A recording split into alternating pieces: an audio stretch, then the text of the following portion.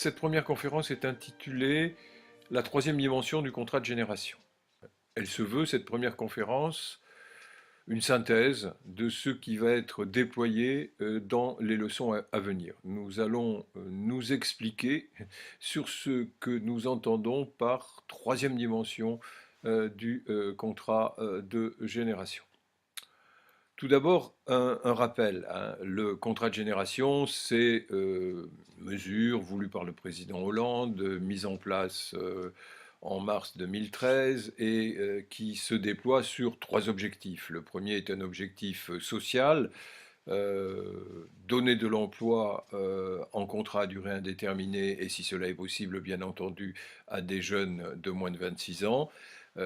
Assurer une continuité dans l'emploi pour des anciens de plus de 57 ans qui souhaitent continuer à travailler pendant encore quelques années. Ça, c'est la partie sociale. Mais il y a un objectif sociétal sur lequel les commentaires sont plus ou moins importants, plutôt moins que plus, mais qui, à mon sens, a beaucoup d'importance, c'est rebâtir de la solidarité intergénérationnelle dans les entreprises entre les anciens et les nouveaux.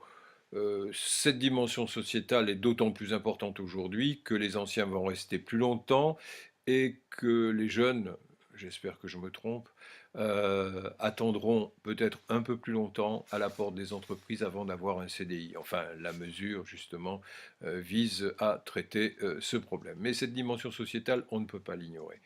Quant à la troisième dimension, c'est la dimension de la transmission, transmission des savoirs académiques, transmission des savoir-faire, transmission des compétences, dit-on, quelquefois sans grande distinction entre les deux, et enfin transmission des savoirs d'expérience. Au moment où on aborde une nouvelle réforme de la formation professionnelle, il serait peut-être souhaitable que les regards se portent sur ce qui va se déployer autour du contrat de génération via la transmission en situation d'exercice de l'activité des savoirs fondamentaux, des savoir-faire et des savoirs d'expérience. Parce qu'il y a là un enjeu d'une extrême importance.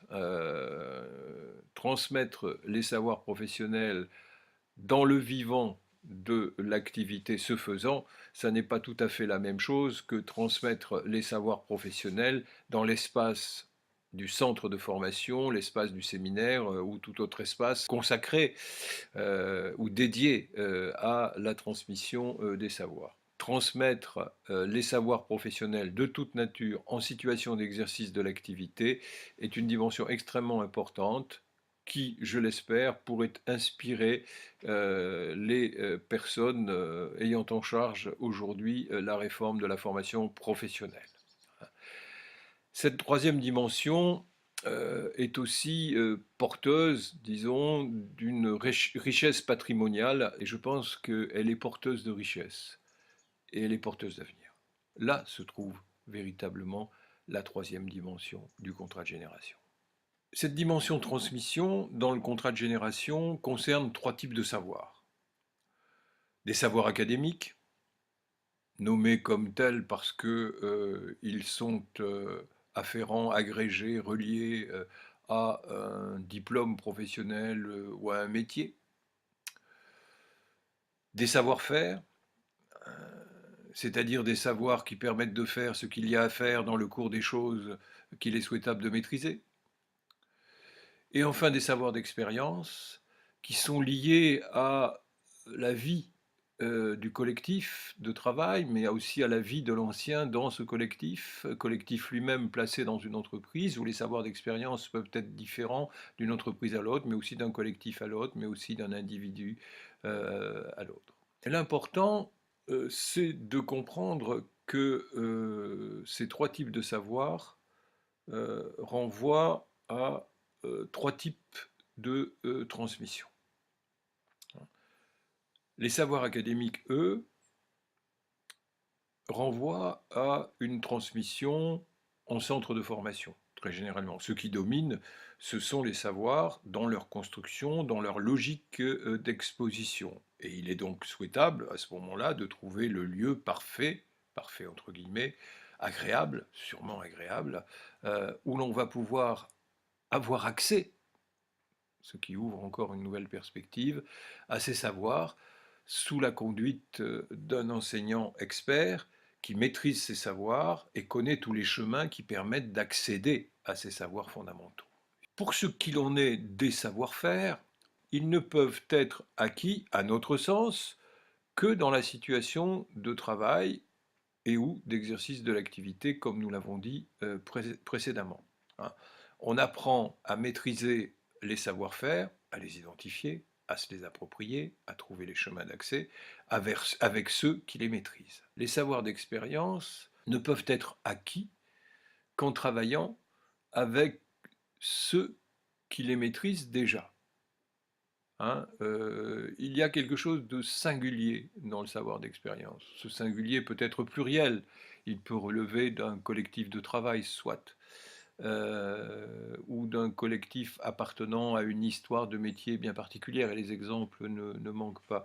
Mais il est important de bien le distinguer des savoir-faire. On peut dire que les savoir-faire sont plus liés au processus, alors que les savoirs d'expérience sont plus liés à la situation. Mais nous allons prendre le temps d'y revenir et d'analyser cela. Quelle place pour les savoirs d'expérience dans cette troisième dimension? Les savoirs d'expérience sont des savoirs acquis et construits par une personne ou un collectif de personnes dans l'exercice de son activité. Ne s'acquièrent ou ne se transmettent que de la pratique à la pratique. Que l'on soit vigneron, que l'on soit charpentier, que l'on soit mécanicien, que l'on soit chercheur même, il y a des occasions indiquées et transmises qui permettent à celui qui veut accéder à ce type de savoir de suivre le chemin indiqué et de les construire. Un sociologue, Pierre Bourdieu, connu d'un grand nombre d'entre vous, soulignait dans cet ouvrage que je vous conseille de lire si vous ne l'avez pas lu, à savoir Réponse, qui est un livre d'entretien réalisé avec Vacan. Bourdieu disait à propos de l'apprentissage d'un métier, l'enseignement d'un métier, ou pour parler comme Durkheim, d'un art entendu comme pratique pure, sans théorie, appelle une pédagogie qui n'est pas du tout celle qui convient à l'enseignement des savoirs. C'est, comme on le voit bien dans les sociétés sans écriture et sans école, mais cela reste vrai de ce qui se transmet dans les sociétés à école et dans les écoles mêmes. Nombre de modes de pensée et d'action se transmettent de la pratique à la pratique par des modes de transmission totaux et pratiques fondés sur le contact direct et durable entre celui qui enseigne et celui qui apprend. Je modifierai un petit peu le propos, entre celui qui fait et celui qui veut apprendre à faire.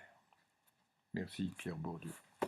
Deuxième grande caractéristique, la deuxième manière de qualifier les savoirs d'expérience, c'est qu'ils échappent à la mise en mots, ils sont extrêmement difficiles à nommer, ils s'inscrivent dans d'autres registres que celui de la parole et de l'écrit, et ces registres où ils se trouvent inscrits sont bien souvent les registres du corps singulier, du corps propre ou du corps collectif, avec signes et signaux, points de repère ou autres, qui permettent de les appréhender et de suivre le chemin indiqué.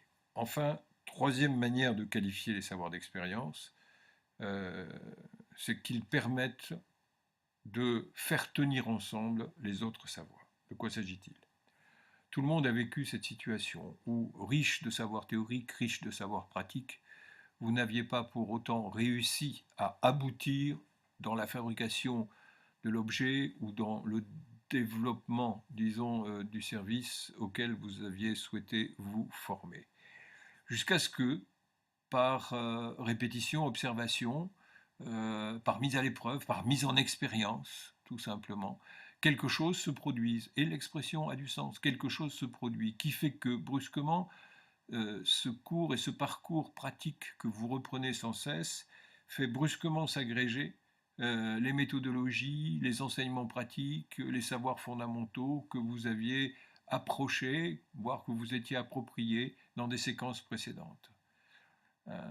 Par une sorte de, non pas magie, le propos serait excessif, mais par une sorte, disons, de jeu d'agrégation lié à la répétition de l'exercice pratique, tout se met à tenir un petit peu comme si les savoirs d'expérience fonctionnaient comme une clé de voûte, hein, qui tient l'édifice, ou qui fait tenir ensemble l'édifice des autres savoirs, des savoirs pratiques et des savoirs fondamentaux, principalement.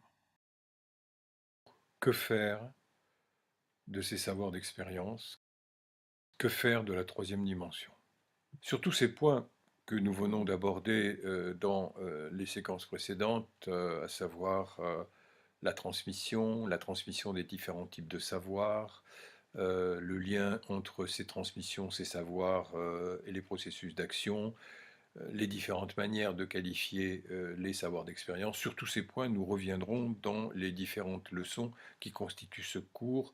Nous les approfondirons, nous les documenterons, nous en cultiverons l'opérationnalité.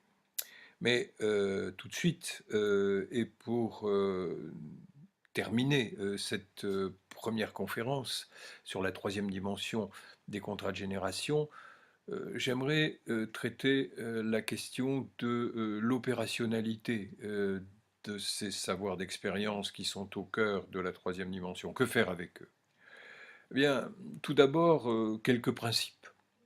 Ces savoirs d'expérience sont positifs pour nous, intéressants, parce qu'ils nous permettent de bien distinguer ce qui relève des savoir-faire, acquis, je le répète, dans le cours de l'action, des savoirs fondamentaux dits explicatifs, de ce que nous tentons de faire et de maîtriser.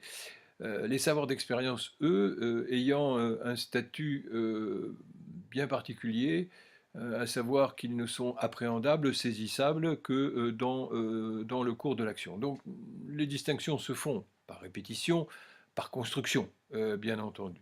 Mais il est important d'utiliser ces catégorisations pour classer, organiser et ordonner les différents types de savoirs. Je crois qu'il s'agit de désencombrer, de travailler l'encombrement, disons, de l'espace par les catégories de savoir, en mettant de côté ce qui est de l'ordre du fondamental, du savoir-faire, et en nous concentrant sur ces savoirs dits d'expérience, ceux qui se construisent. Nous verrons qu'ils ne sont pas forcément accessibles, mais ils se construisent dans le cours de l'expérience. Et pourquoi sont-ils importants? Parce que nous l'avons dit dans le point précédent, c'est eux qui font tenir ensemble, qui rendent opérants les autres acquisitions, qu'elles soient de nature fondamentale, les savoirs fondamentaux, ou qu'elles soient plus opérationnelles, c'est-à-dire liées au savoir-faire.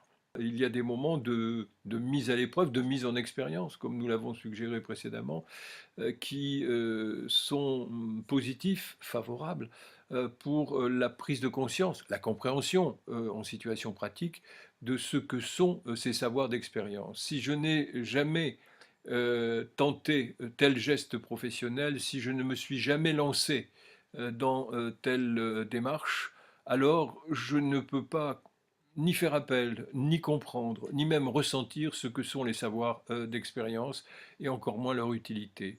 Il faut donc rentrer dans le faire, dans l'activité, mais si possible, et nous le verrons dans les cours suivants, de manière autonome et de manière singulière.